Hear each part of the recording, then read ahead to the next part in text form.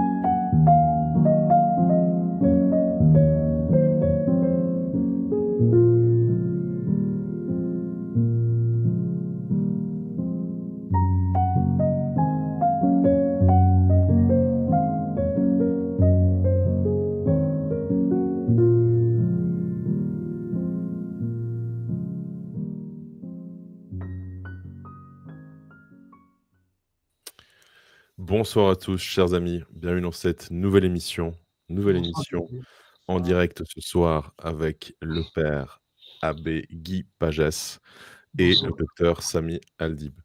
Nous allons nous intéresser à une question, je crois, qui est de plus en plus d'actualité, tant au point de vue aussi de la question démographique, qui est celle de l'islam. Islam, quel avenir pour l'Europe? Mais avant cela, je vous invite comme toujours à aimer, à commenter, à partager, à vous abonner à la chaîne. Et bien sûr, si ce n'est pas encore déjà fait, vous pouvez retrouver dans la description les liens pour suivre l'abbé Pagès et les liens pour suivre le docteur Sami Aldib. Docteur Sami Aldib, bonsoir. Et monsieur l'abbé, bonsoir. Merci à vous deux d'avoir accepté mon invitation. Merci, bonsoir. Alors, ce que je propose, peut-être pour commencer, je vais rappeler brièvement vos CV pour les personnes qui ne vous connaîtraient pas. Alors, monsieur l'abbé, vous êtes, comme dit à l'instant, prêtre, et puis vous vous intéressez spécialement à la question de l'islam, du Coran, de ses éventuelles incohérences que nous allons voir d'ici quelques minutes, mais plus largement, surtout, et je crois que c'est le point le plus important, en tout cas pour moi, à l'évangélisation. Hein, ça, c'est vraiment quelque chose de très important. Et puis vous, docteur Sami Aldib, vous êtes professeur de droit, spécialiste en droit arabe, et vous avez traduit pour la première fois le Coran en plusieurs langues, mais surtout dans l'ordre chronologique. Voilà. Alors si je me trompe, si j'ai dit des inexactitudes, n'hésitez pas évidemment à les corriger. C'est tout bon, parfait. Alors peut-être première question, alors à vous, monsieur l'abbé, on va faire quelques brefs rappels théologiques. Qu'est-ce que l'islam? Évidemment, question très large, peut-être au niveau théologique déjà, et ensuite on soutient très souvent que le Coran est un code religieux, juridique et politique. Alors, à la différence malheureusement de ce que le Concile Vatican II a entériné lorsqu'il a fait part du paysage religieux, où il a distingué le judaïsme, l'islam et les différentes religions, il n'a pas, à ma grande déception, catalogué ces différentes religions en fonction de l'avenue du Christ dans le monde, en sorte qu'il met l'islam et le judaïsme d'aujourd'hui au même titre que les religions qui ont précédé la venue du Christ. Or, l'islam, comme le judaïsme d'aujourd'hui, se définissent par leur rejet du Christ, s'il est vrai que le Christ est l'aboutissement, comme la foi catholique le dit, la foi chrétienne, et comme le judaïsme le porte en son sein, l'accomplissement de la loi, l'accomplissement de la révélation. Et de fait, depuis que le Christ est venu, le judaïsme n'a plus eu de temple, de sacerdoce, de prophètes, comme si Dieu avait tout donné en donnant Jésus. Donc, l'islam, on peut dire que venant après le Christ, c'est une incarnation de l'Antichrist. Il vient pour détruire l'œuvre du Christ.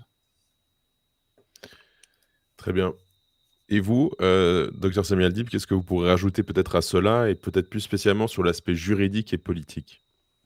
Oui, euh, comme tu l'as dit, on va se tutoyer, c'est plus simple, c'est plus court. J'ai traduit le Coran en 3 langues, français, anglais et italien. Et ma spécialité, c'est de le traduire dans l'ordre chronologique. Et c'est d'ailleurs la seule traduction française, au moins. Il y a des traductions anglaises par ordre chronologique, mais sont presque pas accessibles. Mais la seule accessible en français, en italien et en anglais, disons, c'est ma traduction à moi. C'est la première édition qui est sortie à l'édition de l'Air, aux éditions de l'Air.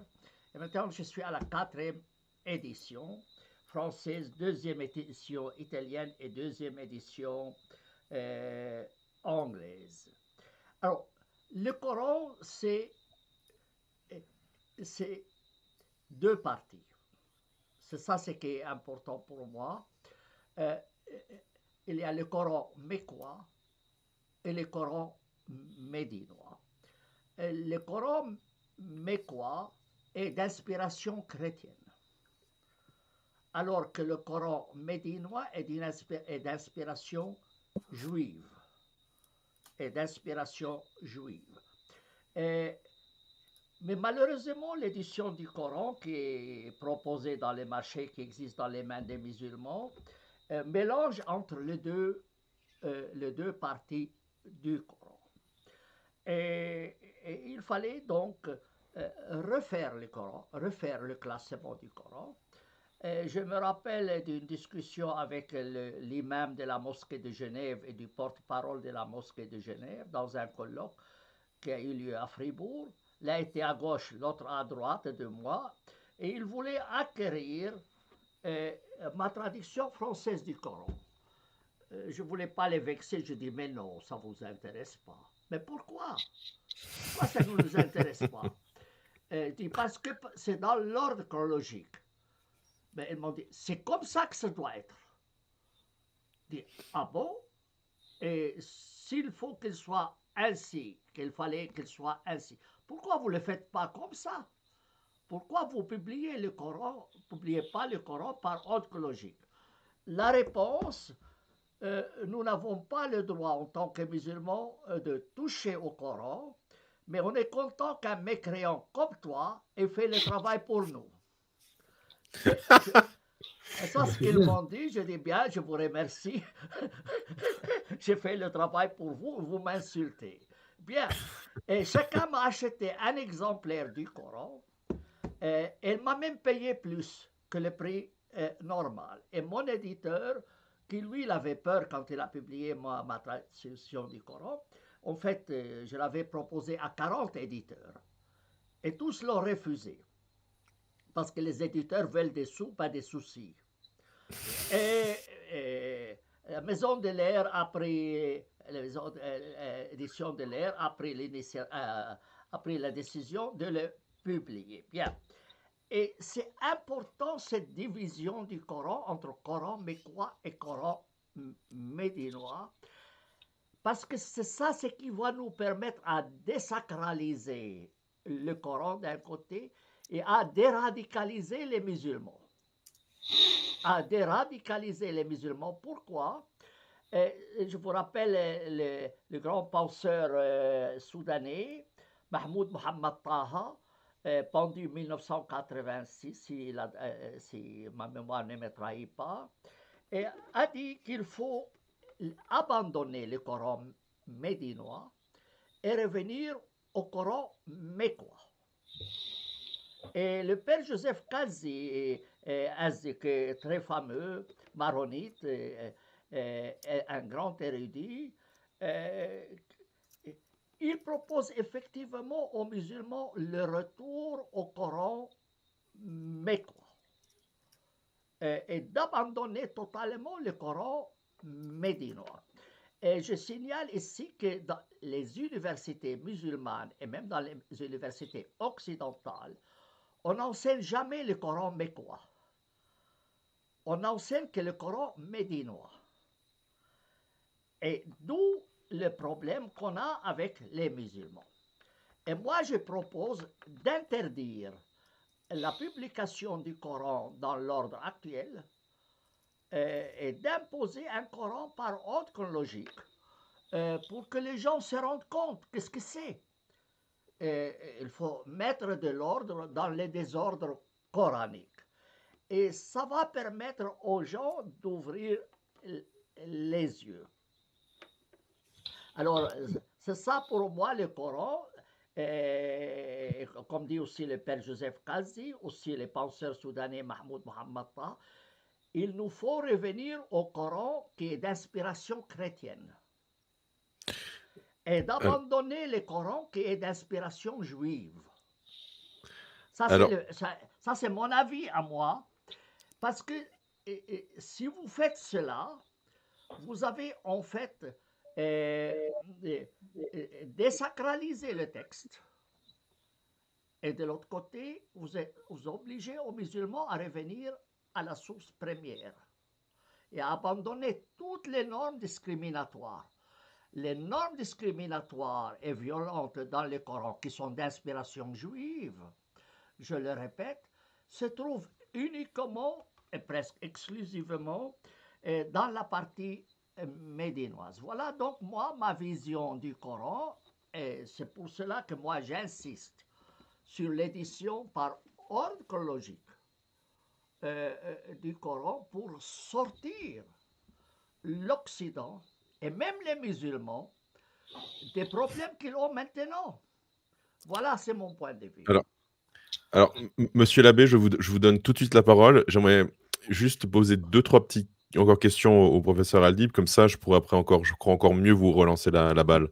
Oui. Parce que monsieur l'abbé, sa démarche, c'est l'évangélisation, je l'ai dit.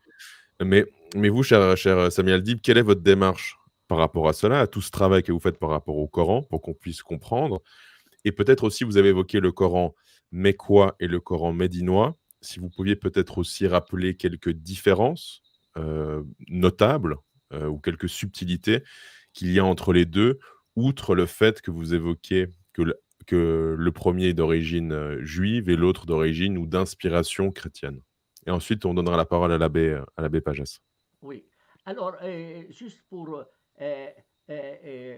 clarifier les choses, quels sont les points de friction entre l'Occident et l'Islam? En tout cas, dans les temps modernes, au moins, c'est l'inégalité entre hommes et femmes. 1. L'inégalité entre musulmans et non-musulmans. Troisièmement, la violence qui est vue dans le Coran. Aussi la question de la guerre sainte. Et le manque de liberté religieuse. Le manque de liberté religieuse chez les musulmans. Mais ces normes-là, discriminatoires, violentes, c'est le propre du Coran médinois. Le Coran mécois ne comporte pas de telles normes. Et vous allez en fait vider le Coran de sa substance critiquable à nos yeux aujourd'hui. Et c'est la raison pour laquelle l'Azhar a promu ou a incité à la pendaison de Mahmoud Mohammed Taha. C'est l'Azhar qui est derrière la pendaison et l'Arabie Saoudite et les frères musulmans de pendre Mahmoud Mohammed Taha parce qu'ils lui ont dit mais en fait tu es en train de manger notre pain. Tu es en train de manger notre pain, alors qu'est-ce que nous allons faire si nous n'allons pas tuer l'apostat? Quel est notre travail?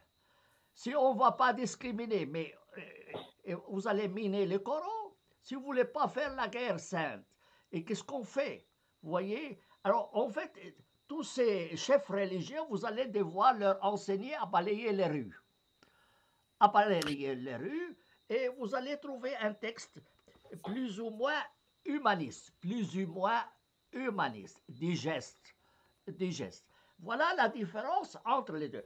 Le grand problème, mais je vais après donner la parole, c'est que le Coran qui est entre les mains des gens, là, vous passez d'un chapitre violent à un chapitre non violent, et le contraire, d'un verset violent à un verset non violent, c'est un désordre indescriptible.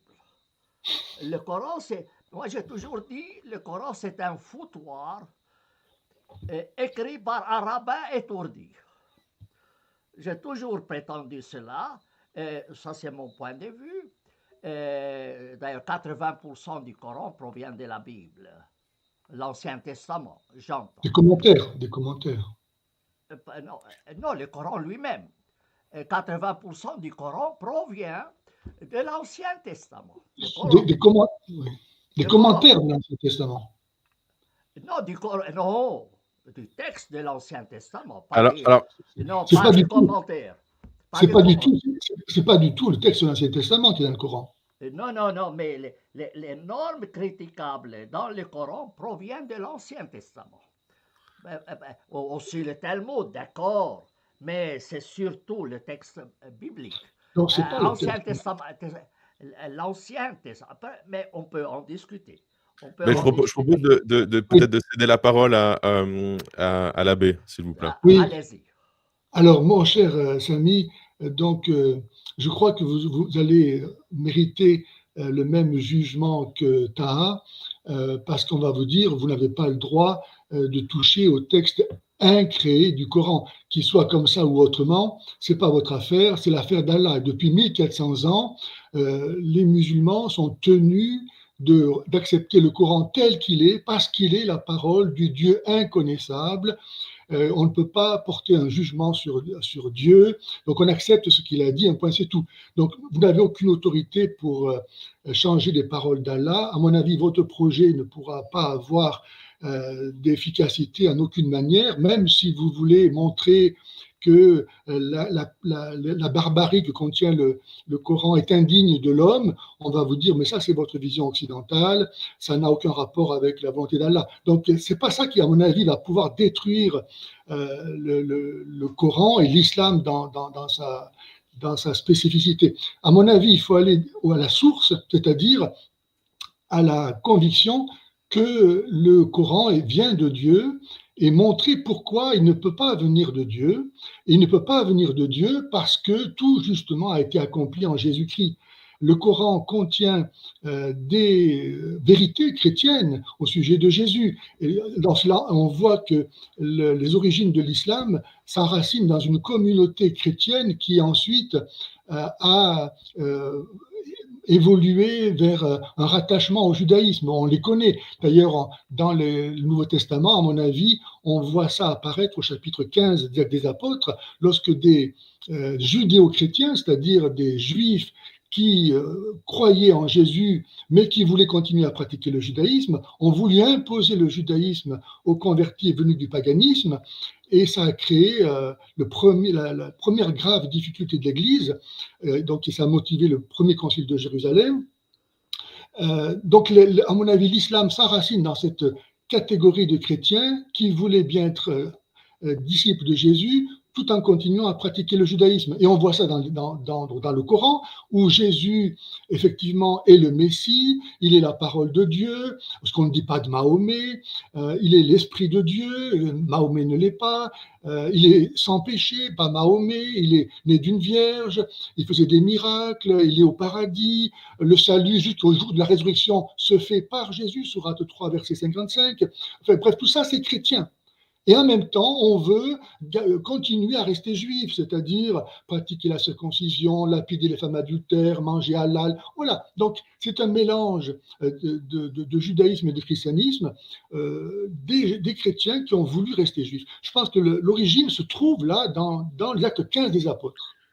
Alors, Et donc, excusez-moi, et pour donc, mon cher Hassami, pour obtenir le projet que vous visez, à mon avis, donc, c'est malgré tout le travail que vous faites et la bonne volonté que vous y mettez, pour un musulman, tout ça, c'est un travail indu qui ne peut pas être accepté parce qu'on ne peut pas toucher à la vérité du Coran lui-même. Par contre, on peut montrer les contradictions du Coran, parce que pour un musulman, il n'y a rien d'autre que le Coran qui est la preuve par excellence de la vérité de l'islam. Donc, si le Coran se contredit, par exemple, le fait que le Coran étant la parole immuable d'Allah, néanmoins Allah remplace certains de ces versets, ça met tout en l'air. C'est-à-dire que le Coran n'est pas la parole immuable d'Allah, etc. Donc, inviter les musulmans à s'interroger sur les contradictions inhérentes au Coran me paraît plus explosif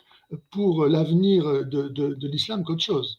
D'ailleurs, ensuite, je voudrais terminer en disant que la fameuse distinction entre le Coran mécois et le Coran médinois, où l'un donc aurait des versets violents et l'autre pas, c'est pas si évident que ça. Parce que, d'ailleurs, prochainement, j'espère sortir une vidéo pour mettre ça en évidence. C'est-à-dire que tous les versets. Alors, attendez, bougez pas une seconde. Une seconde. À propos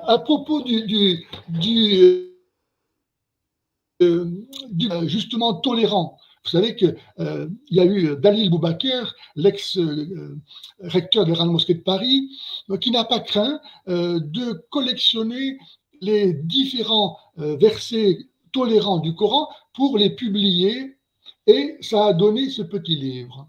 Hein. C'est quand même impressionnant, de la longueur d'un timbre-poste, c'est tout ce qu'il y a de versets tolérants. Et encore là-dedans, il y a une introduction et il y a des versets vraiment qui ne sont pas du tout tolérants. Donc, ce que je veux dire, c'est que les versets tolérants, par exemple, celui qui est très connu, point de contrainte en religion. Quand on nous sert ça pour nous dire, regardez, le Coran, l'islam est tolérant. Or, pour un musulman, il n'y a pas d'autre religion que l'islam. Donc dire en religion point de contrainte, ça veut dire dans l'islam, il n'y a point de contrainte. Mais ça ne dit rien des rapports que les musulmans doivent avoir avec les non-musulmans, qui sont hors de la religion. Donc alors, tous ces versets tolérants, en fait, moi-même je les ai analysés pour montrer qu'ils ne sont pas du tout tolérants. je remets juste je crois que je vous cède la parole, mais je me permets juste de me faire l'avocat. Le terme n'est vraiment pas approprié, mais voilà, vous connaissez l'expression l'avocat du diable. Puisque nous sommes, enfin, vous évidemment, vous êtes abbé et moi je suis converti Moi au aussi. catholicisme. On pourrait aussi très bien vous répondre, après on cède la parole au professeur, au docteur Sami Adib, que le catholicisme aussi est intolérant avec l'erreur. Alors, quelle est peut-être la différence entre le petit livre que vous avez montré, entre le Coran intolérant et puis nous aussi, notre forme aussi d'intolérance envers l'erreur et le fait qu'il n'y ait qu'une seule et vraie religion, qui est évidemment la seule révélée par Dieu, qui est le catholicisme? Peut-être que répondre à cela? La- la- la- Je laisse à vous la parole, mon père. Oui, Bien sûr. c'est à vous mon père. D'accord. Mais tout simplement, c'est que nous, l'intolérance que nous avons, elle est par rapport, comme vous l'avez très justement dit, vis-à-vis de l'erreur, vis-à-vis du mensonge, vis-à-vis du mal, mais pas envie des personnes. C'est pourquoi Jésus nous dit, aimez vos ennemis. Faites du bien à ceux qui vous persécutent. Priez pour ceux qui vous haïssent. Donc, on distingue le pécheur et le péché. Mais dans l'islam, c'est pas ça.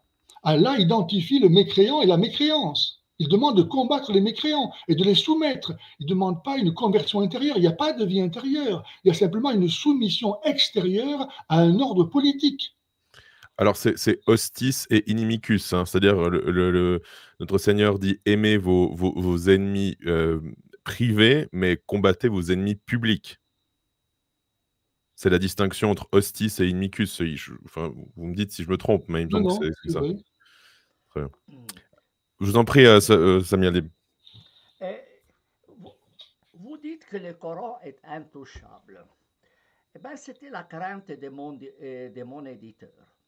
Il s'est dit, je vais avoir quelques bombes ma maison d'édition.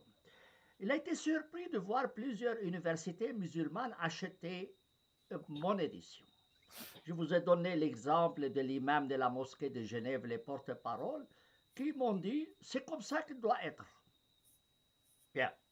Alors, même s'il est intouchable, ils étaient contents qu'un mécréant l'ait touché.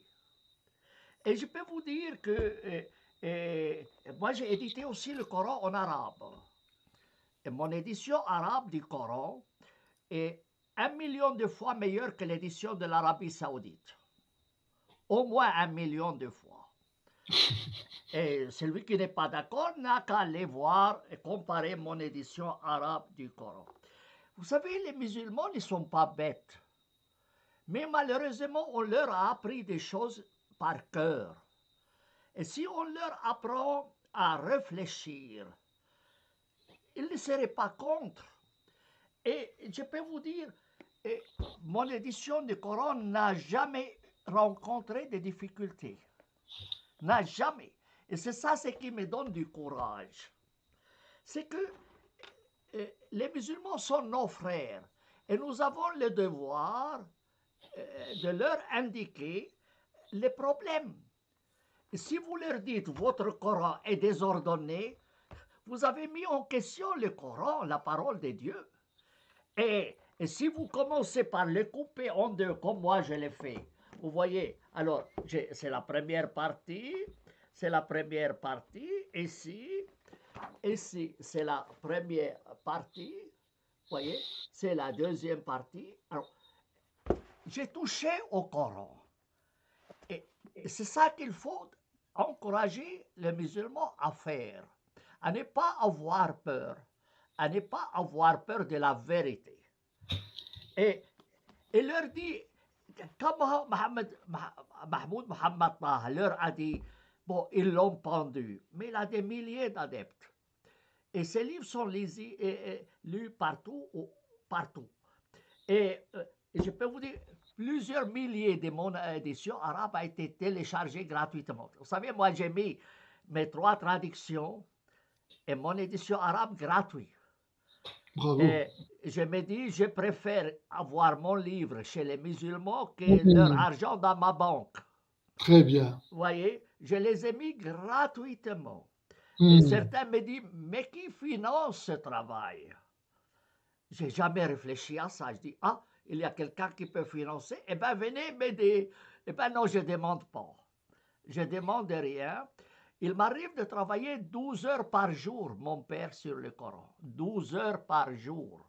Vous voyez, l'édition arabe, c'est de 1800 pages. 1800 pages. Et je viens de publier la dernière révision.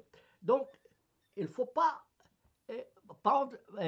avoir des préjugés à l'égard des musulmans comme s'ils étaient bêtes par nature. Non.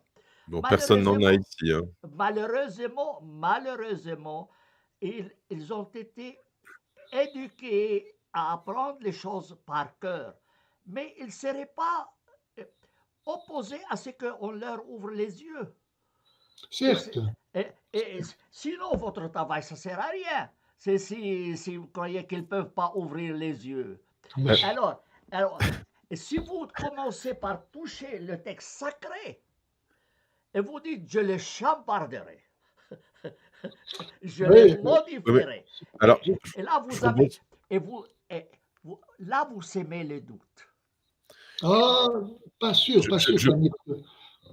Moi, par exemple, pour le Coran, alors justement, mon cher ami, permettez-moi, puisque donc toute la légitimité de l'islam repose sur le Coran, et le Coran lui-même repose sur le fait de son inimitabilité.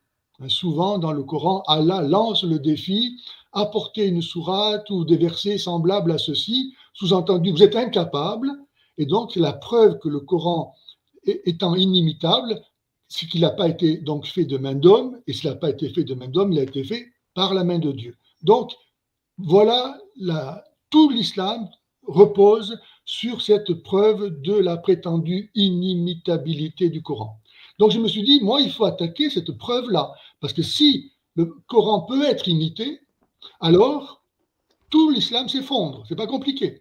Et alors, comme pour un musulman, il n'y a pas d'autre vérité en dehors du Coran qui soit absolue, donc il faut prendre ce qui pour un musulman est pour lui l'absolu, donc le Coran, et on voit que dans le Coran lui-même, il y a des paroles dites par un homme ou par des djinns. Je pourrais les citer là, les retrouver, mais on voit, par exemple, Sourate 9, verset 30, qu'Allah extermine les chrétiens. Donc on voit que ce verset ne peut pas avoir été dit par Allah qui parle de lui-même comme de notre. D'autant plus, il est un, il ne va pas se dédoubler. Donc on voit que cette parole a été dite par quelqu'un d'autre. Donc, le Coran lui-même apporte la preuve qu'Allah ment, puisqu'il y a d'autres paroles que celles d'Allah qui sont élevées par le Coran lui-même au même niveau que la parole d'Allah, pour former ensemble la même parole d'Allah qui est le Coran. Donc rien que ça, le Coran lui-même apporte la preuve que le Coran n'est pas la parole d'Allah. Mais oui, mais mon Alors, père, Vous m'avez suivi là, c'est clair ou pas ça, ce que j'ai raconté? tout à fait clair. Je propose que gentiment, on ne s'éloigne pas trop du plan de discussion aussi, peut-être, mais euh, juste, parce que sinon, ça va, voilà. Ok, merci. Peut-être, Alterophilo, si tu me permets une chose. Dans mon édition du Coran, j'ai fait 240 pages d'introduction, dans lesquelles j'ai montré l'existence de 2500 erreurs linguistiques du Coran. 2500 erreurs du Coran. Bravo. Vous voyez? Alors, Ouais. là, concrètement, vous Tout à montrez fait, le voilà, problème. voilà, Vous voilà. touchez, puisque c'est la Exactement. langue, puisque Voilà. c'est la langue qui est C'est sacrée. factuel. Alors, si vous allez avec une édition arabe, 250 pages au début, vous montrez les problèmes linguistiques que pose le Coran. Et ça, c'est sur le plan linguistique. Mais le plus important, c'est pas seulement. Alors, déjà, si vous renversez l'ordre du Coran, dit depuis 14 siècles, qu'est-ce que vous avez fait? Pourquoi, si c'est faux l'ordre actuel, pourquoi vous avez continué à le faire? Vous voyez, vous remettez en question tout. Vous remettez vous touchez au texte. Vous touchez au texte. Toucher au texte, ça veut dire vraiment toucher au fondement de l'islam. alors, Oui, dis-moi. très bien. Non, mais ce que je voulais dire, c'était peut-être aborder le deuxième point, Oui. qui je crois aussi qui pourra peut-être permettre de prolonger peut-être l'accord, les nuances. Alors, lors de notre discussion avec le père Pagès, désolé, j'ai de la peine à dire Pagès parce que j'ai réédité le père Peg et à chaque fois dans ma tête, j'ai envie de dire Peg et c'est Pagès. Donc vraiment, mille pardons, je suis hésitant, c'est très pénible.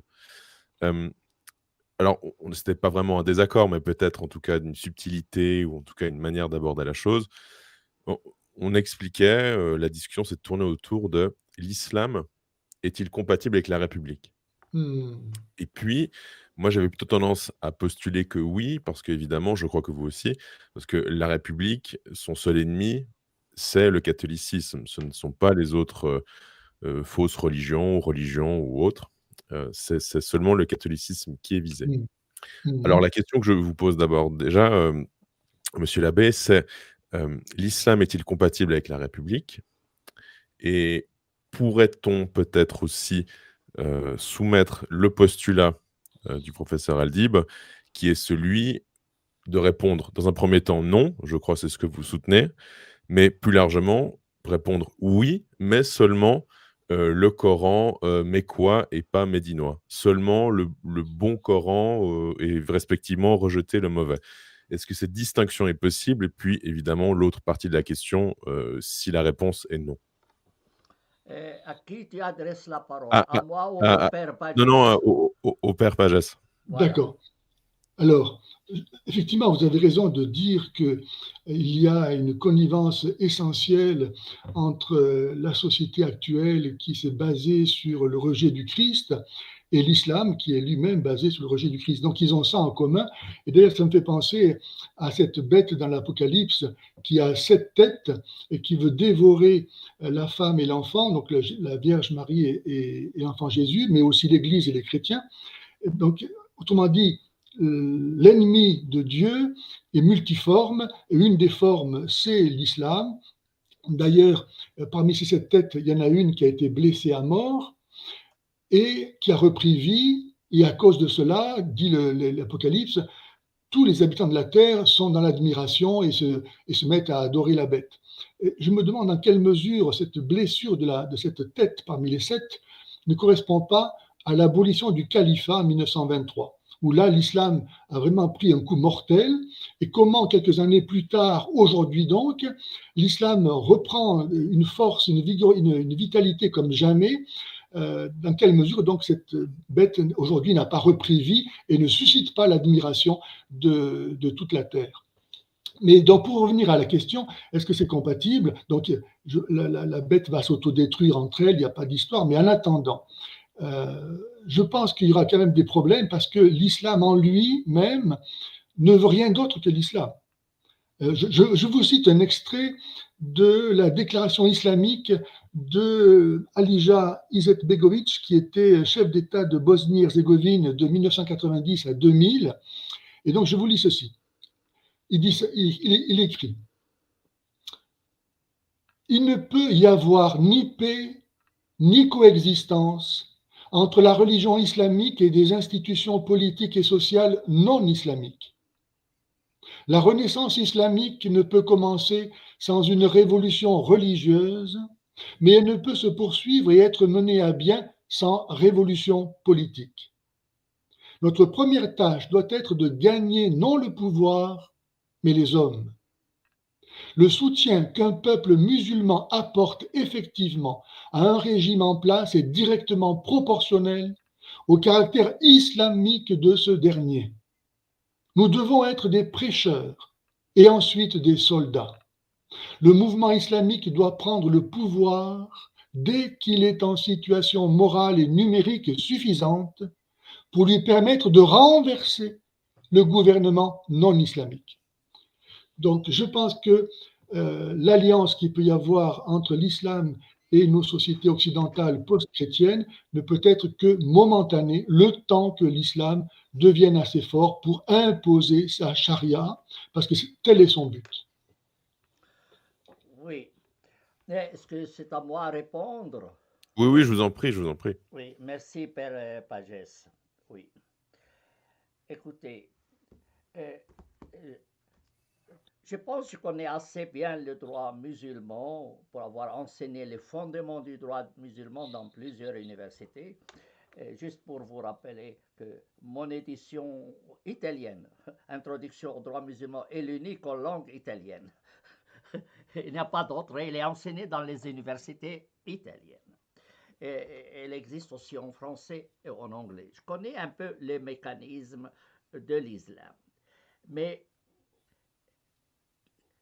je peux vous rappeler qu'on a les mêmes problèmes avec le judaïsme. On a les mêmes. Vous avez dit qu'il y a cette volonté de détruire les chrétiens, si vous voulez, mais les juifs répètent 3 fois par jour que Dieu extermine les goïms. Les goïms. Oui, je sais. 3 fois par jour. 3 fois par jour. Alors, il est où le problème? Je vais vous expliquer comment je raisonne, moi. Comment je raisonne. Oui. Et en 1978, je m'excuse, je parle du français Roman. suisse, roman, 78. J'ai participé à un colloque. À Sénanque. À Sénanque, vous connaissez. Oui. Et c'était sur la liberté religieuse dans le judaïsme, le christianisme et l'islam. Et le prêtre qui veillait un peu à l'aspect spirituel de ce colloque, c'était le père Claude Geoffrey. Ah oui. Le regretté père Claude Geoffrey, qui est après devenu directeur de l'école biblique de Jérusalem à un moment donné. Et je l'ai rencontré là, donc c'était mon premier colloque dans toute ma vie. Mon premier colloque. Et je lui ai dit, mon père, vous dites que la Bible est parole de Dieu. Et comment vous pouvez croire cela alors que le bon Dieu, c'est un véritable boucher? Et je lui ai cité des versets de Samuel, etc., de Josué, etc. Je dis, c'est pas possible. Il m'a dit, vous dites, c'est une révélation. Il m'a dit, mon cher monsieur, je crois que vous commettez une erreur. Il dit, quelle erreur? Il me dit, vous pensez que la Bible, c'est la parole de Dieu. Or, c'est faux. La parole, la Bible est la parole de l'homme sur Dieu. Et pas la parole de Dieu à l'homme. C'est la parole de l'homme sur Dieu. Et Dieu et l'homme, parfois il était bon, parfois il est mauvais, et il s'est exprimé mal, comme il pouvait être mauvais. Alors lui, il préconise de revoir la définition de la révélation. Et la révélation n'est pas la parole de Dieu à l'homme, mais c'est le mensonge de l'homme sur Dieu. Et qu'il dit, il n'y a pas de livre sacré. Et ça, c'est ce que dit le père Kazi.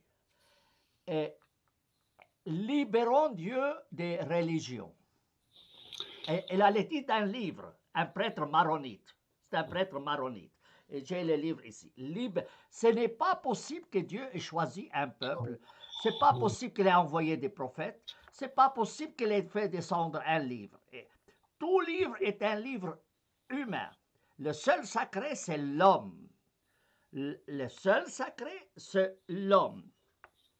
Et l'islam, attendez mon père, je ne vous ai pas interrompu volontairement, par respect pour vous, pour que je puisse continuer après laisser. Alors moi, ce que je préconise, c'est que je leur dis, ce Coran n'est pas parole de Dieu à l'homme, tout comme la Bible n'est pas parole de Dieu à l'homme, tout comme l'Évangile n'est pas parole de Dieu à l'homme, c'est une parole de l'homme sur Dieu, avec tous les défauts de l'homme. Donc il faut renverser la charge, renverser le courant. Et quand moi j'ai refait l'ordre du Coran, je touche au sacré. Ah, mais on n'a pas le droit de les toucher. Qui t'a dit ça? Eh bien, moi, je vais les toucher. Eh bien, moi, je vais les toucher. Et je les touche en 4 langues. Et d'ailleurs, prochainement, il y aura une traduction allemande du Coran sur la base de mon édition française, de ma traduction française du Coran. Bref. Alors, vous voyez, regardez ici, qu'est-ce qu'il y a sur ce Coran. Il y a un X, n'est-ce pas? N'est-ce pas? Je fais la même chose pour la Bible. Je vais vous la montrer. Je vais vous la montrer.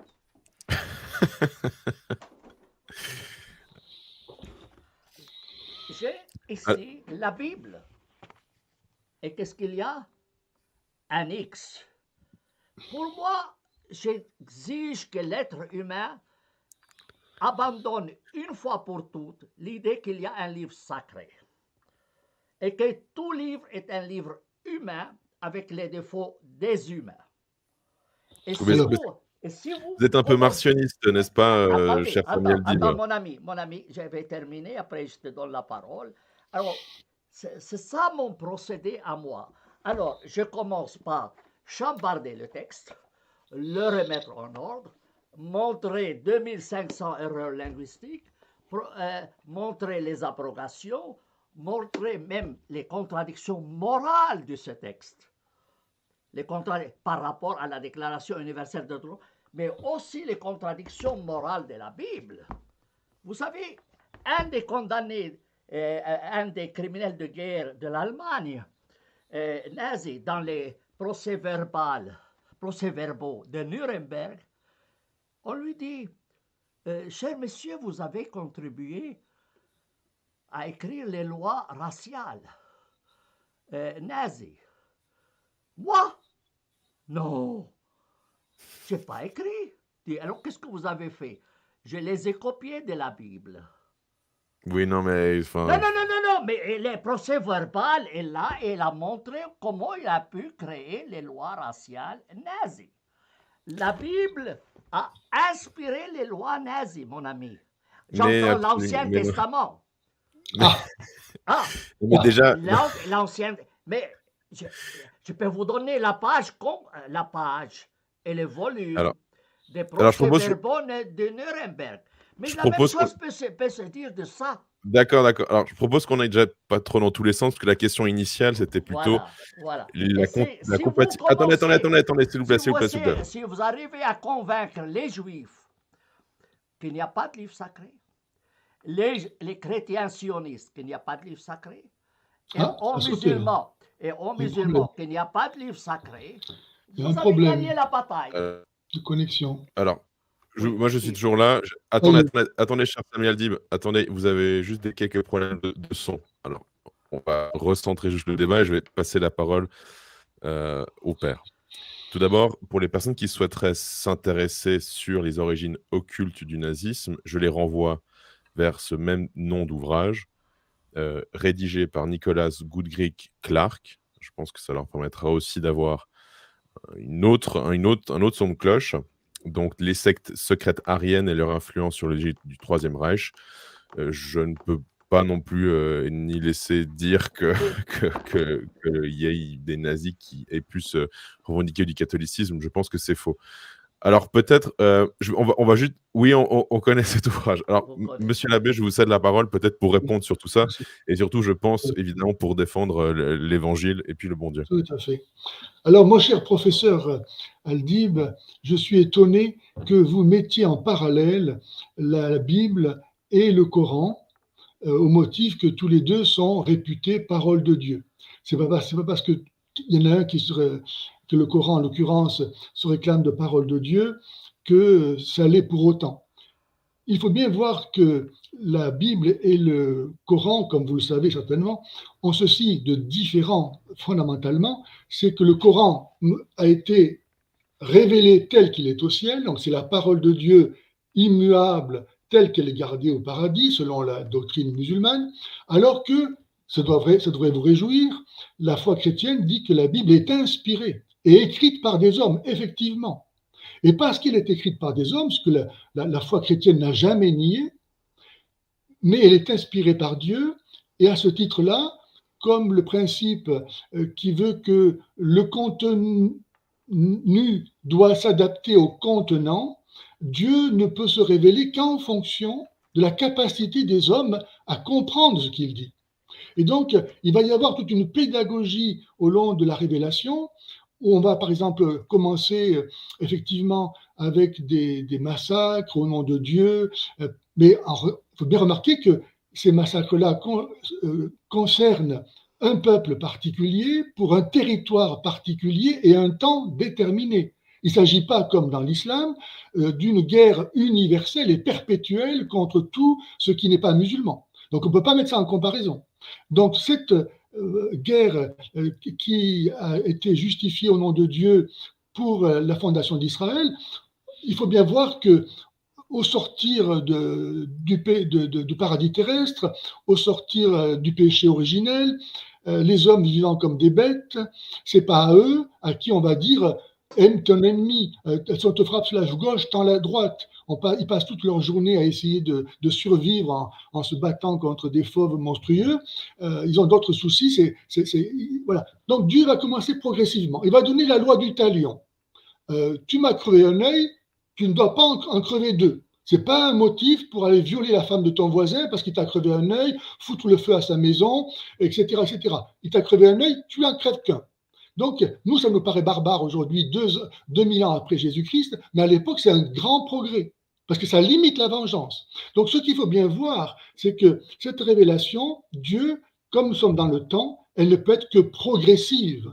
Et c'est la grande erreur de l'islam qui veut croire que la révélation nous plonge dans l'immédiateté de l'éternité. Pas du tout. On n'est pas rendu contemporain de l'éternité parce que Dieu nous parle. C'est Dieu lui-même qui vient s'adapter à nous et qui va nous demander peu à peu de nous élever. Par ailleurs, et je termine avec ça, mon cher professeur, Si vous-même, donc, vous pensez pouvoir réécrire la Bible en disant que ce n'est pas la parole de Dieu, pourquoi vous intéresser à une parole de Dieu si Dieu n'existe pas?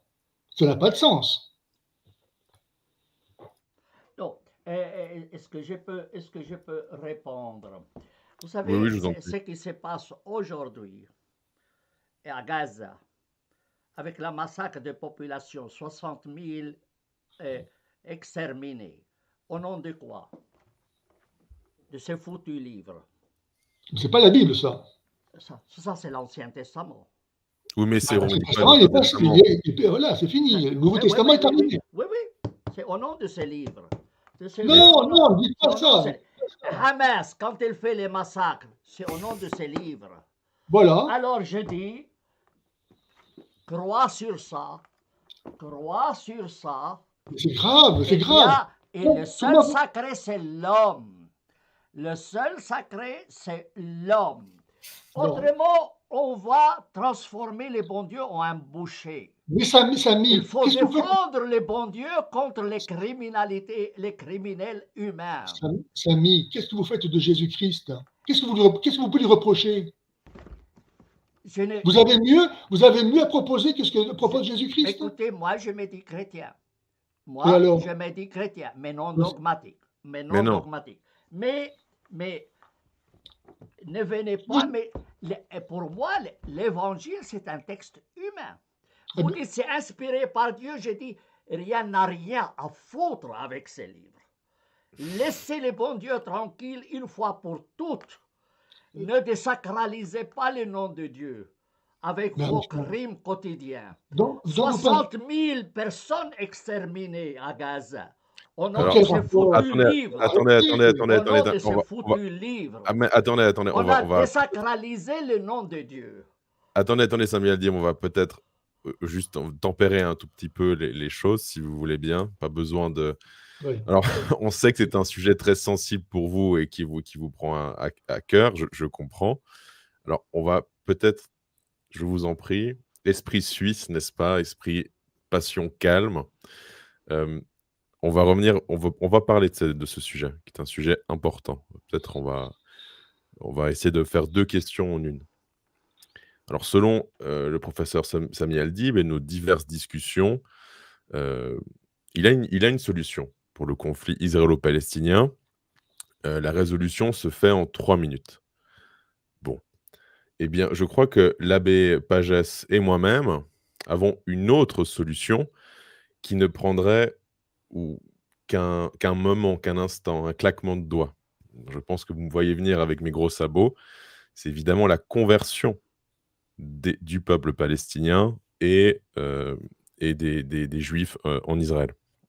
Bon. Il n'y a pas d'autre. Alors, je pense qu'on va essayer de faire une pierre 2 coups, peut-être même une pierre 3 coups, et je vais céder la parole à l'abbé. Et puis, je vous en prie, voilà, il n'y a pas de guerre entre nous, on essaie juste d'approfondir un sujet. Alors, il y a une première question, c'est évidemment, je crois, la distinction entre assimilation et évangélisation, ce qui n'est pas la même chose. On pourrait même dire que l'évangélisation est catholique, bien sûr, mais que l'assimilation est plutôt, on va dire, républicain, en tout cas au niveau surtout vu de l'actualité. Ensuite, l'importance de la conversion, peut-être pour régler le problème de la paix, pardonnez-moi, le problème de la guerre. Évidemment, ce conflit qui dure depuis 1947, et en effet, vous avez raison de le rappeler, cher Samy Aldib, il y a des milliers de morts, et en effet, c'est un massacre, pour ne pas dire autre chose. Donc, peut-être pour ces 2 points, je vous en prie, monsieur l'abbé, je vous cède la parole, et puis ensuite, on pourra, encore une fois, céder la parole au professeur Aldib. Alors, comme vous disiez, la solution, il n'y a pas d'autre solution, parce que le Christ est vraiment le centre de l'histoire. Il a tout accompli, il est mort et ressuscité, on ne peut pas faire plus que ça. Il est la plénitude de la vérité, il a dit lui-même. Il n'y a aucun autre homme dans toute l'histoire de l'humanité qui a osé dire « Je suis le chemin, la vérité et la vie ». Les hommes, même Samy Aldib, dit « Moi, je vous montre le chemin ». Mais il ne dit pas « Je suis le chemin ». Donc, ou c'est vrai ou c'est faux.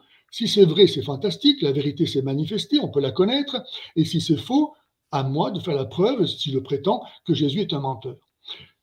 Jésus est venu en Israël euh, en disant, si le Dieu des Juifs est le vrai Dieu, alors il n'est pas le Dieu que des Juifs, mais de tous les hommes. Et ça a blessé l'orgueil nationaliste des Juifs qui ont dit, mais si tout le monde est aimé de Dieu et le peuple de Dieu, alors nous n'est plus le peuple élu. Et donc, on voit ça au chapitre 4 de l'évangile de Luc, ils veulent tuer Jésus parce que Jésus fait valoir que Dieu aime les païens comme les Juifs. Donc Jésus est venu détruire ce mur de la haine entre les Juifs et les non-Juifs. Raison qu'il va payer au prix de sa vie.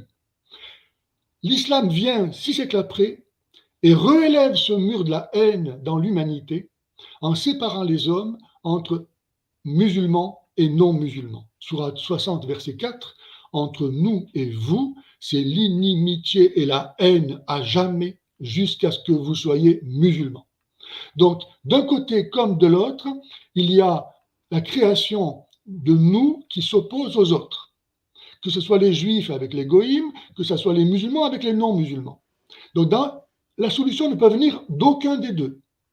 La seule solution, c'est que les uns et les autres acceptent de reconnaître que Jésus est vraiment le Messie, qui est venu donner la paix au monde au prix de sa croix, de sa mort et de sa résurrection. Voilà.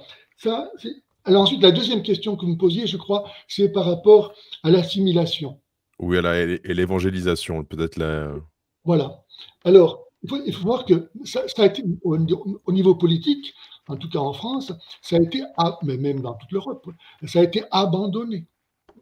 On n'est plus question d'assimiler les musulmans. On se rend compte que ce n'est pas possible.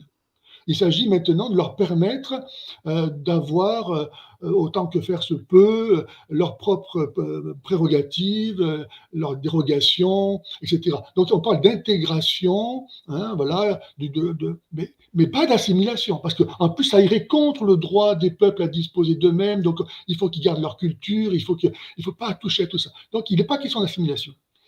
Alors pour l'évangélisation, il y a un grand malheur, je voudrais profiter de l'occasion pour le souligner, c'est que l'Église elle-même, malheureusement, coopère à cet état de choses en favorisant l'immigration, au motif que Jésus a dit j'étais un étranger et vous m'avez accueilli, ou bien j'étais un étranger et vous ne m'avez pas accueilli.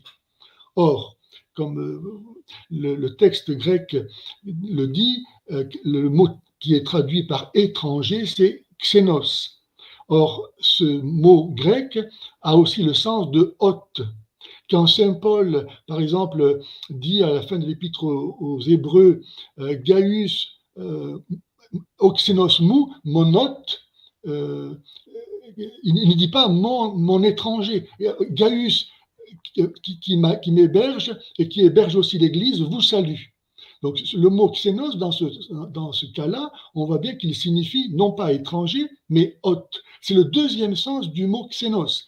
À la fois, ça peut être étranger et ça peut vouloir signifier hôte. Autrement dit, la parole de Jésus, qui est aujourd'hui présentée comme étant « j'étais un étranger et vous m'avez accueilli ou pas », devrait signifier « j'étais de passage quelques jours, je demandais l'hospitalité », parce en latin, xénos se traduit par hospes, qui a donné hospitalité. Donc, on donne l'hospitalité, on doit donner l'hospitalité à quelqu'un qui a besoin de se refaire pendant 2 ou 3 jours, le temps qu'il puisse repartir. Mais il n'est pas question qu'il vienne s'installer chez nous. Jésus ne dira pas au jour du jugement dernier, j'étais un envahisseur et vous ne m'avez pas accueilli. Donc, il est question, dans ce cas-là, d'un contresens qui est lourd de conséquences. Parce qu'on se croit obligé, par amour pour Jésus, d'accueillir des gens qui viennent ici, pas pour autre chose que pour détruire ce qui fait notre culture, notre civilisation, notre religion. Alors, je vais juste aussi peut-être dire 2 choses avant de céder la parole aussi. Peut-être des points importants parce que Pidis, notamment, a condamné le sionisme. Je crois qu'il ne faut pas oublier cela. Notamment, Pierre Hillard le relate dans son ouvrage Sionisme et mondialisme, puisqu'il a retracé tous les carnets de Theodor Herzl.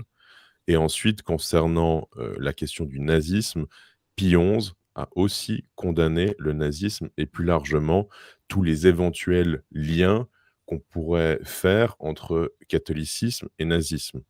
Donc ça, c'est dans son encyclique Mit brennender Sorge, j'espère bien prononcer. C'est ça. Exactement, Mit brennender Sorge, exactement. Voilà. Alors peut-être, je rappelle peut-être les 2 points qui ont été évoqués.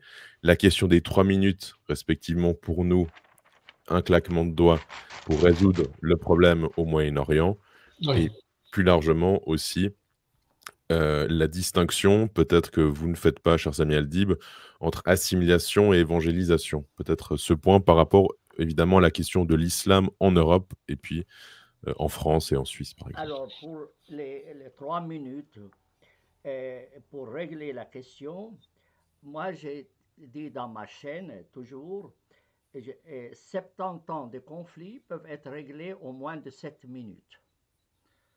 Comment? En acceptant l'article 1er et 2 de la Déclaration universelle des droits de l'homme, l'égalité des humains.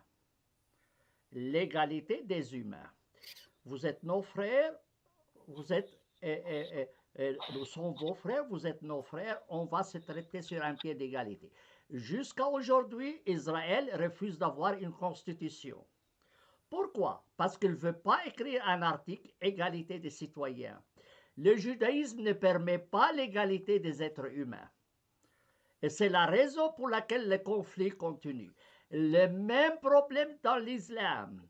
Les foutus Palestiniens, quand ils ont eu à faire une constitution, ils se sont précipités à écrire l'islam religion d'État.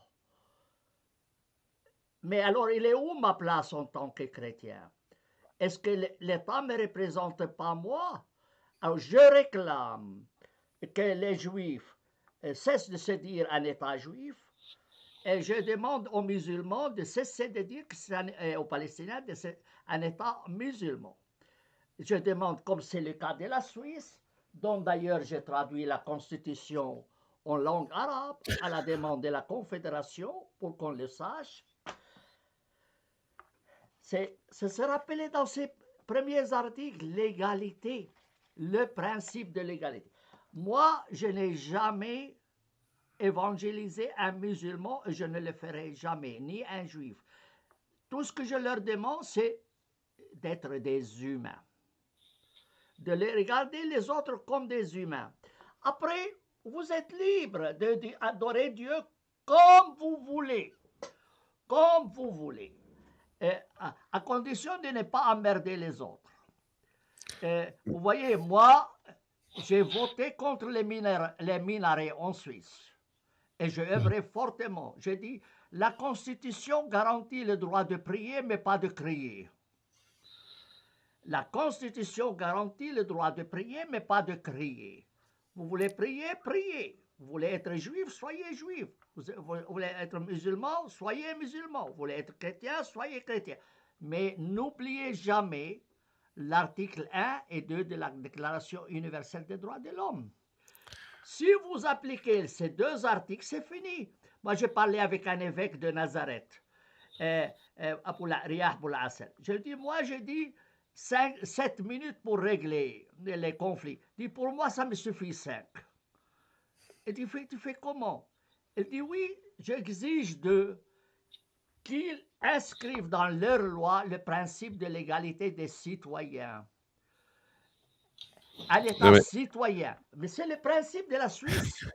C'est le principe de la Suisse.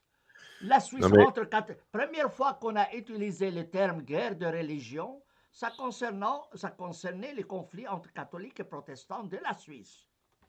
Oui, non, mais attendez. Oui, mais attendez, on va pas tout mélanger. Tout d'abord, la Suisse a aussi connu sa révolution. Respectivement, c'est la guerre du Sonderbund qui a fondé la Suisse moderne en 1848. Donc là, déjà, il y avait aussi des influences maçonniques, pour ne pas dire autre chose, les mêmes qui se produites durant la révolution dite française. Donc c'est pour cela aussi. C'est pour ça qu'il y a aussi cette pseudo-égalité des citoyens, parce qu'évidemment, il y a les mêmes principes qui s'appliquent à la Constitution suisse. Mais enfin, là, on s'éloigne un petit peu du sujet. Et en l'article 7 et l'article 8 de la Constitution, donc les droits fondamentaux. Moi, je traduis maintenant de l'arabe en français. Il faut respecter et protéger la dignité de l'humain. Article 8, tous les êtres humains sont égaux devant la loi. Et c'est ça Non, ce mais que dit la Déclaration universelle. La Constitution ne me demandait pas de convertir le juif, ou de convertir le musulman, ou de convertir je ne sais pas qui, ou les mormons. Moi, il m'exige de respecter la dignité de l'être humain et de respecter les principes de l'égalité. très bien. Alors, Malheureusement, ni les juifs n'acceptent cela, ni les musulmans, ni les chrétiens sionistes. oui, mais ça, c'est un oxymore déjà. Enfin, Mais c'est ça les problèmes. mais Alors, on peut pas être chrétien, on peut pas être chrétien et sioniste comme on peut pas être. malheureusement, On Trump peut. Oui, mais on commence peut. ses réunions avec Non, la mais prière. Elle se dit chrétien, alors que pour moi, c'est un crétin. d'accord. Bon, moi, je vous dis qu'on peut pas être chrétien et sioniste. Je crois que l'abbé ne va surtout pas me contredire parce que c'est Pidis qui le dit. Et ensuite, il n'y a pas de boucher végétarien. Ça n'existe pas non plus. Voilà. J'aimerais quand même peut-être dire un mot. Oui. Vous avez évoqué la question des minarets en Suisse. On va pas revenir là-dessus. Il n'y a pas moins de musulmans en Suisse depuis cette interdiction des minarets. Cette interdiction des minarets a été, moi je pense, une opération psychologique pour montrer que la démocratie fonctionne en Suisse, mais il n'y a eu aucune incidence. Voilà. Puisque le projet d'immigration, de peuplement suit son cours et que ça ne change rien. Mais je vais évidemment donner la parole à l'abbé Pagès. Il va répondre sur ce que vous avez évoqué comme point. Mais moi, j'aimerais ajouter peut-être une petite chose, parce que professeur Aldi évoquait souvent le terme de Dieu. Hein, laissez-nous tranquilles, voilà. Et puis, si vous voulez aimer votre Dieu, faites comme vous voulez. Peut-être pourriez-vous rappeler aussi ce point, c'est-à-dire que nous ne partageons pas le même Dieu.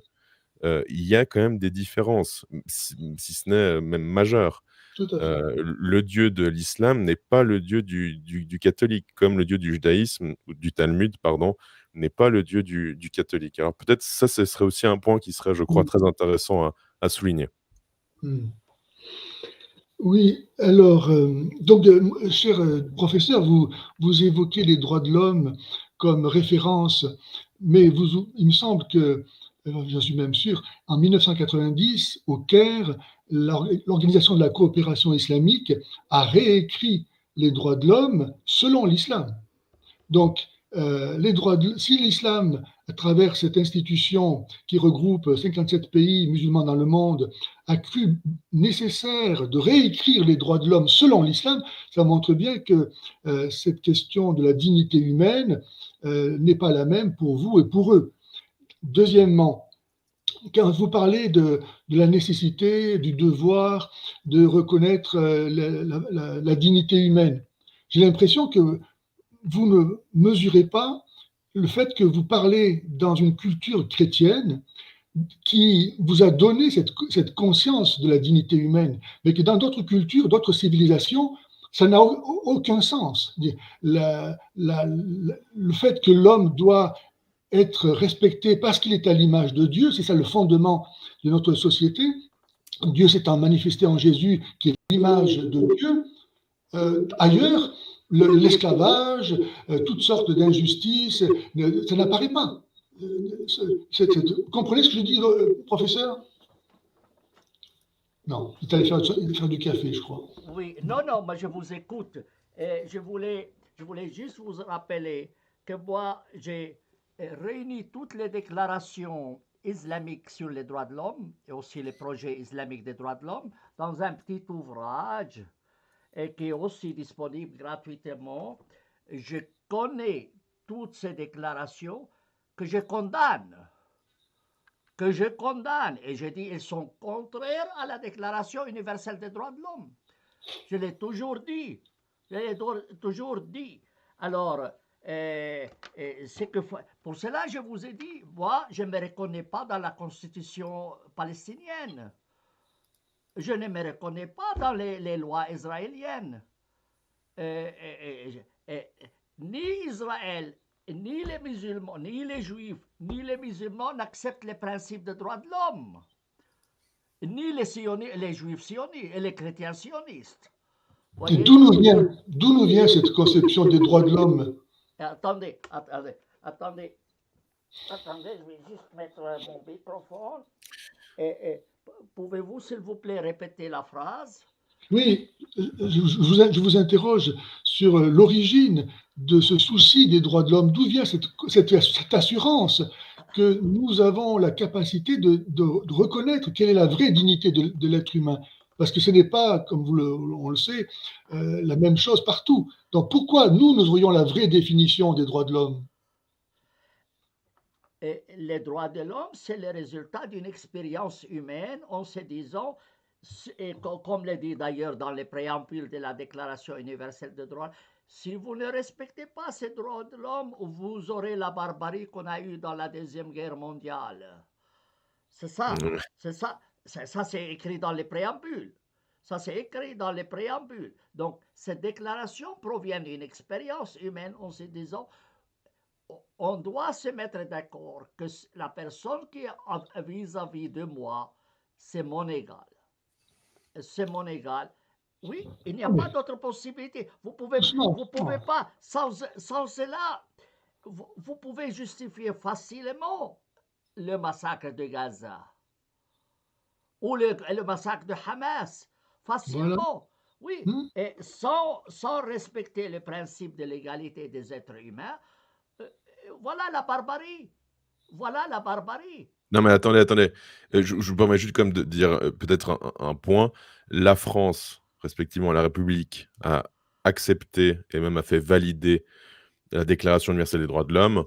Il y a un génocide des Français sur leur propre territoire. Ça s'appelle un génocide par substitution, selon la formule d'Aimé Césaire. Et tous les jours, il y a ce qu'on appelle des faits divers.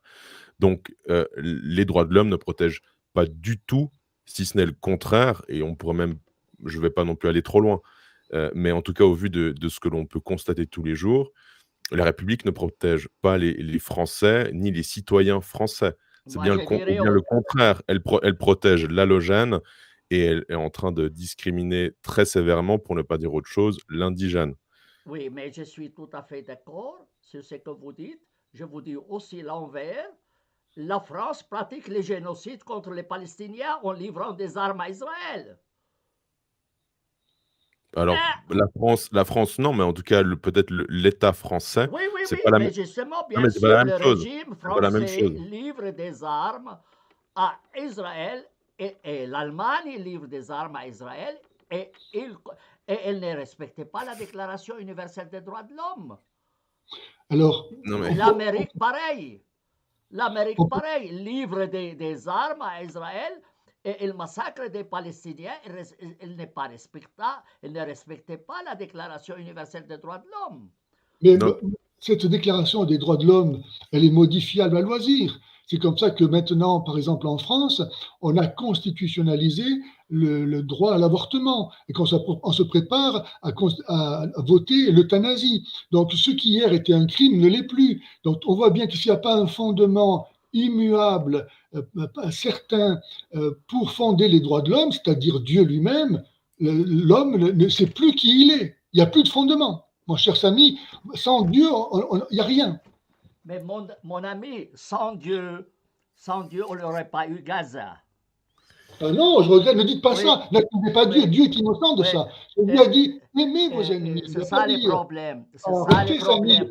Cette Bible, vous prétendez qu'il y a des normes immuables. Vous pensez qu'il y a des normes immuables. Oui. Est-ce que vous croyez les trouver ici dans ce foutu livre? Bien sûr. Non. Non. Alors, on va... 60 000 morts externes. Attention, tu ne tueras pas ne s'applique pas aux non-juifs. Alors, on va peut-être, voilà, encore une fois, je vois que c'est le sujet sensible. Pardon, cher Samy Aldib, mais le Grand Israël ne se revendique pas de l'Ancien Testament ni de l'Ancien. Le projet du Grand Israël... le cite continuellement à la télévision israélienne. Quelques jours avant le 7 octobre. Et alors, non mais... il appelait... Je peux vous faire entendre un rabbin qui dit la Bible nous commande d'exterminer les enfants des ennemis. Et Oui, un bah, rabbin le dit, et voilà. oui, parce qu'ils Et n'ont si pas vous accueilli dites le c'est Christ. immuable, pour lui c'est immuable. Pour lui c'est immuable. Je peux vous faire entendre ce rabbin, Reuven. Et oui, il le dit, la Bible nous ordonne de massacrer les enfants des enfants ennemis. Et il justifie en cela le génocide des gens de Gaza. Mais, Alors peut-être, monsieur l'abbé, peut-être répondez sur cela oui, parce que je crois oui. que malheureusement ça c'est pas en Alors, tout cas pour Samy, je ne sais pas, Samy, je vous prie de bien vouloir m'écouter. Donc, dire- ce commandement extirpé de l'Ancien Testament pour justifier l'action actuelle d'Israël est tiré d'un contexte historique particulier où l'attente du Christ se faisait peu à peu jour. Donc, si on revient en arrière, comme si le Christ n'était pas venu, on se met en contradiction avec la volonté de Dieu. C'est pour ça qu'on arrive à justifier, effectivement, si le Christ n'est pas venu, alors l'écriture n'a pas de sens. Mais il ne faut pas accuser Dieu de ça. Qu'on lui fasse dire, on lui fasse endosser la responsabilité des paroles qui ont été dites à un moment donné, à un moment par à des gens qui ne pouvaient pas entendre autre chose pour un temps donné et un lieu donné. Ce n'est pas valable partout et toujours et tout le temps. Parce que là encore, vous voyez, ce qui est terrible, c'est que, encore une fois, Jésus, c'est écrit dans l'évangile de Jean 1, 11, il est venu chez les siens et les siens ne l'ont pas reçu. Ils ont tué le Christ. Et ça continue. En rejetant Dieu, ben, l'homme ne peut pas se sauver. Parce que on ne peut pas se sauver, on ne peut pas trouver la solution. On est enfermé dans le péché. Ça, l'islam, comme la société occidentale aujourd'hui, ne peut pas trouver la solution à ces problèmes parce qu'elle rejette un dogme révélé qui est une vérité immuable, mon cher ami, et qui est le péché originel. Si le péché originel n'existe pas, le mal est incompréhensible. Nous sommes dans un cauchemar, on ne comprend pas ce qui se passe. Ou bien Dieu, c'est lui qui fait le mal, ou bien il n'y a pas de différence entre le bien et le mal. S'il n'y a pas de péché originel, l'homme est incompréhensible à lui-même. Il veut le bien et il fait le mal. Donc si on ne va pas à la racine de ces questions-là, on ne trouvera jamais la réponse. On ne peut pas se contenter de réponses politiques, parce que ce qui est en jeu est plus fondamental. Monsieur l'abbé, je me permets juste de vous relancer sur la question du Dieu des catholiques qui n'est pas celui du Dieu de Oui, l'islam ni du Talmud, parce que je crois que c'est important et ça permettra de prolonger votre réponse aussi. oui. Alors il est clair qu'il n'y a qu'un seul Dieu. Samy, vous êtes sûr de ça? Pardon? Vous êtes sûr qu'il y a un seul Dieu? Pour moi, je m'en fous s'il y a un Dieu ou pas. Oh, Oui, je m'en Samy! fous royalement. C'est pas mon Mais lui, problème. Si mais lui, c'est il se son fout pas de problème vous, à lui Samy. s'il existe ou pas. Moi, ce qui m'intéresse, il n'y a qu'une seule chose sacrée, c'est l'être humain. Moi, quelqu'un me dit, on me dit, venez débattre avec nous sur l'existence de Dieu. Moi, j'ai d'autres choses à faire que ça. J'ai Mais d'autres choses Samy, à faire. J'ai du Samy, travail à faire. Je n'ai pas à Samy, bavarder. Si Dieu existe ou pas, qu'est-ce que ça me change? Mais moi, ce qui me Samy, ferait du mal, c'est que on attribue à Dieu, à cette entité sainte qu'on dit qu'elle est sainte, des crimes tels que se passe à Gaza. C'est ça ce qui m'effraie. Et c'est que bien, c'est bien. Hamas se met au nom de la Bible à massacrer des gens. Mais C'est ça ce qui Samy, m'effraie. C'est Samy, ça ce qui pourquoi? m'effraie. Samy, d'une Moi, part, je ne veux pas que le bon Dieu soit désacralisé de cette manière. Pour cela, je dis, laissez les bons dieux tranquilles. Laissez, s'il vous plaît, les bons dieux tranquilles et sacralisez l'être humain. Ça, c'est mon Alors, point de vue. bon, ce que je reviens à la question. Alors, la oui. question. Donc, effectivement, il y a un seul Dieu qui est le même pour tous. Alors, on peut prouver que Dieu existe du fait que rien ne peut sortir de rien, et que si Dieu n'existe pas, nous ne sommes pas Dieu. Donc, Dieu existe nécessairement. Bon, et ensuite, on peut prouver qu'il est seul, parce que s'il y avait deux dieux, Il faudrait que l'un et l'autre aient quelque chose que l'autre n'aurait pas pour pouvoir se distinguer l'un de l'autre. Donc aucun n'aurait tout, donc aucun ne serait parfait, donc aucun ne serait Dieu. Donc Dieu est forcément unique. Donc il n'y a pas besoin d'une révélation, comme l'islam se fait gloire de le croire, pour savoir que Dieu existe et qu'il est un. Donc ceci dit, donc il y a un seul Dieu qui est le même pour tous, nécessairement. Mais pour autant, tous n'ont pas le même Dieu, car tous n'écoutent pas la même parole de Dieu. C'est ça le problème. Les Juifs n'écoutent que l'Ancien Testament, les musulmans n'écoutent que le Coran, et les chrétiens écoutent la plénitude de la révélation, commencée avec Abraham et s'est terminée avec le Christ. Et on ne peut pas avoir plus que le Christ. Le Christ, c'est la plénitude de la vérité. C'est quelqu'un qui rejette le Christ. Samy, quand vous dites « moi je me fous de Dieu », mais c'est Dieu qui vous veut, qui vous aime, qui en ce moment vous donne la vie. Comment est-ce qu'un enfant pourrait dire à son père « je me fous que tu existes » Il se foutrait lui-même en l'air. Ça n'a pas de Alors sens. alors attendez, monsieur l'abbé, j'aimerais juste peut-être ajouter une critique aussi, je pense que c'est celle que fait Sami Aldib, c'est-à-dire que ce qui se passe à Gaza est terrible, tragique, est en effet un massacre et un génocide. Et donc, mettons de côté la religion, puisque visiblement, c'est une guerre de religion. Tout le monde se revendique d'un Dieu, Oui, sauf que là, il y a évidemment la question du relativisme et puis de la vérité, puisqu'il n'y a qu'un seul Dieu, comme nous l'avons dit. Hem, mais ce que peuvent peut-être revendiquer comme argument les athées, c'est-à-dire que si Dieu existe, comment se fait-il qu'il puisse permettre, cela? très bien. Ça, c'est peut-être un point qui sera important à Je veux aborder. bien, je veux bien, oui. Après il y a des gens qui disent que Dieu n'existe pas parce que j'ai gratté, au loto, je n'ai pas gagné, Dieu n'existe pas. Ça, c'est pas l'argument que je fais parce que beaucoup de gens sont aussi de mauvaise foi sur ce genre de choses. Oui, Dieu permet des choses aussi pour notre salut. Mais amen. par contre, là, en effet, cette question, en effet, de ce qui se passe à Gaza est terrible et donc pourquoi Dieu permet-il cela d'une certaine manière? Parce que Dieu nous a créés libres. Et alors, il y a une chose qui est très, très importante pour prendre la mesure de ce que Dieu permet, c'est que Dieu nous a pas créés pour cette vie seulement.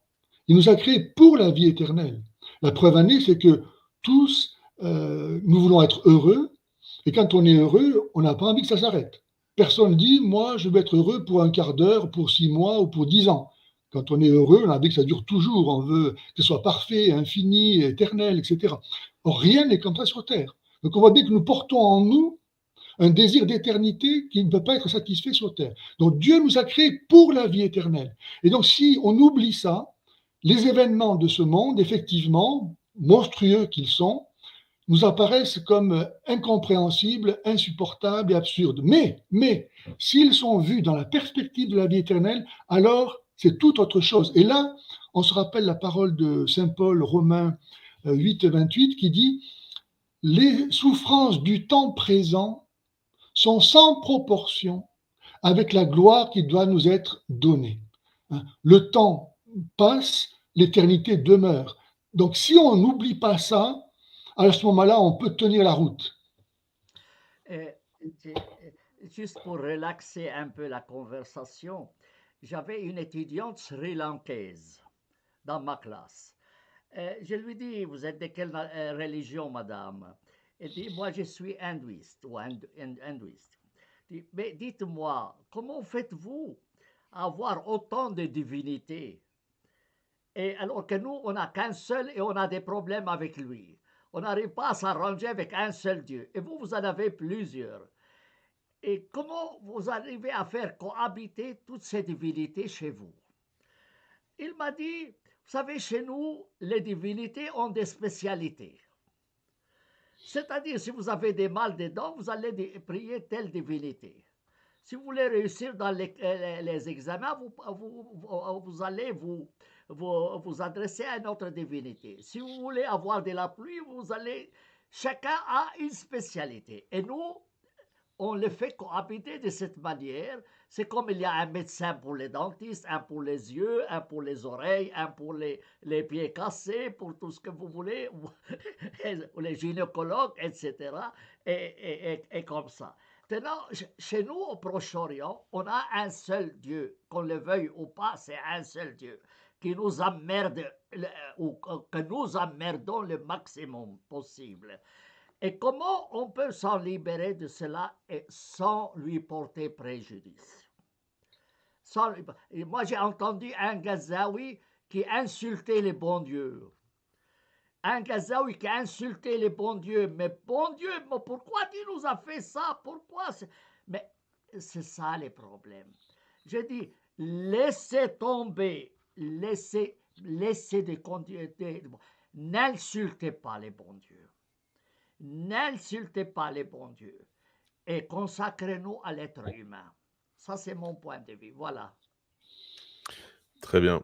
Alors, peut-être, si vous avez et l'un et l'autre un mot de fin, avant que nous avant pour conclure, et puis ensuite nous rendrons l'antenne. Alors peut-être vous, monsieur l'abbé? D'accord. Écoutez, hier, l'islam a entrepris la conquête du monde par la violence. Aujourd'hui, il le fait au nom des droits de l'homme. Dans notre société, il sait très bien jouer avec nos droits, notre législation, pour s'imposer, s'installer et au final islamiser la société. Je voudrais rappeler un verset de Saint Jean, l'apôtre de l'amour, qui a reposé sa tête sur le cœur de Jésus à la Seine, qui a par 2 fois dans sa première épître dit que Dieu est amour. Et c'est ce même apôtre qui dit aussi, si quelqu'un vient à vous sans apporter cette doctrine, c'est-à-dire l'évangile, ne le recevez pas chez vous. Quiconque le salue participe de ses œuvres mauvaises. Deuxième épître de Saint Jean, chapitre 1, versets 9 à 11. Je voudrais que ce verset, tous nos amis ecclésiastiques le méditent, surtout dans le cadre du dialogue interreligieux, du cadre de l'accueil des migrants. On a un trésor qui est l'évangile et on doit le préserver. Et Saint Jean lui-même nous demande de ne pas permettre qu'il soit mis en danger par l'accueil de quelqu'un qui le rejette, qui n'est pas avec moi et contre moi. Merci, monsieur l'abbé. Chers amis Aldib? Oui, moi je demande aux pays occidentaux d'interdire la distribution du Coran dans la forme actuelle et d'exiger un Coran par ordre chronologique. Dans les mosquées, dans les écoles, dans les universités, ne pas permettre à un Coran désordonné comme ça entrer dans les pays occidentaux. C'est le meilleur moyen, à mon avis, pour déradicaliser les musulmans. Ça, c'est mon avis. Parce que si vous prenez un guide si désordonné, forcément vous allez entrer dans la première colonne d'électricité, ou dans les murs, Pour cela, moi, je vous invite à télécharger ma traduction française du Coran, italienne et anglaise, et aussi l'arabe, si vous le savez. Elles sont gratuites. Vous avez reçu gratuitement, donné gratuitement. Moi, j'ai étudié gratuitement en Suisse. Alors, j'offre mes travaux gratuitement aux autres en reconnaissance du bien qu'on m'a fait en Suisse. C'est mon devoir. C'est mon devoir. Et je veux vous le rappeler dans cette chaîne. Et je remercie le père Pages qui d'ailleurs se servait de ma traduction française du Coran. Et maintenant, il y a la nouvelle édition. Je vais d'ailleurs vous l'adresser. Comme Merci. ça, vous pouvez la voir et vous D'accord. êtes libre de la distribuer gratuitement partout D'accord. où vous voulez. Et je remercie notre ami d'avoir été très patient avec moi. Je sais, je me suis emporté. Je me suis emporté. Mais vous savez, on dit, si vous sentez le mal, vous êtes vivant. Mais si vous sentez le mal des autres, vous êtes un humain. Et nous devons sentir le mal des autres. On ne peut pas laisser passer un génocide pareil sans ticket. Il faut vraiment avoir de l'empathie. Pour un juif, ou un non-juif, ou quel que soit, puisque personne de nous n'a choisi sa religion. Ah Pas- si, peut-être. Personne, Si. mon père, Ah personne. si. Ah non, ne dis pas ça. Alors, Non, personne n'a choisi, N'importe quoi. sauf rare exception, sauf rare N'importe- exception. Oh. Mais on est né juif dans une famille juive, Non, chrétien non, dans non. une famille chrétienne et musulman. Ça, c'est mon point de vue. Mais pour cela, nous devons nous respecter les uns et les autres comme des êtres humains et pas pour grave. des choses qu'on n'a même pas choisies. On n'a même pas choisi nos parents, Mon nos Dieu. prénoms. On n'a pas choisi nos prénoms, Quelle ni nos lieux de confusion. domicile. Moi, j'aurais pu naître en Alaska. Oui. Et alors? Et alors, oui, mais est-ce que c'est alors pour cela on qu'il va, faut me massacrer? C'est parce que je suis né à Gaza, il faut me massacrer. C'est ça. Alors, je remercie alors notre ami et merci. C'est la première fois que je suis avec le Père Pagès. Je suis très heureux de le rencontrer et de le contredire. Très bien. Alors, merci à vous deux. Restez évidemment en ligne après le générique de fin. Je me permets de le dire aussi en antenne. Voilà, donc Merci à Monsieur vous. Hein. l'abbé, mille merci Merci. d'avoir accepté l'invitation. Mille merci pour cette discussion. On ne pourra pas accuser en tout cas le catholicisme d'être, comment dire, de ne pas avoir l'oreille pour des fois entendre certains blasphèmes, hein, parce que je crois que ce soir, il y en a Oui, eu quand même quelques-uns. oui. Des gens dans le chat ont remercié votre patience. Donc voilà, je vous en remercie. Cher Samuel dit merci aussi d'être venu sur cette chaîne. Merci aussi pour cette discussion. Vos points de vue étaient intéressants. Moi, je suis vraiment en désaccord à plein de points sur ce que vous avez évoqué. Mais c'était tout de même intéressant. Et en plus, ça permettra aussi peut-être à certains de mes ennemis de ne pas pouvoir m'accuser de manque de pluralisme et et de diversité, puisque vous avez quand même défendu les droits de l'homme sur ma chaîne, ce qui est quand même, je crois, une première. Donc voilà. Je vous souhaite une très bonne soirée à nos auditeurs. Merci. Je leur dis évidemment haut les cœurs, que Dieu vous garde et à très vite. Voilà. Merci encore à vous deux. Assalam. Assalam.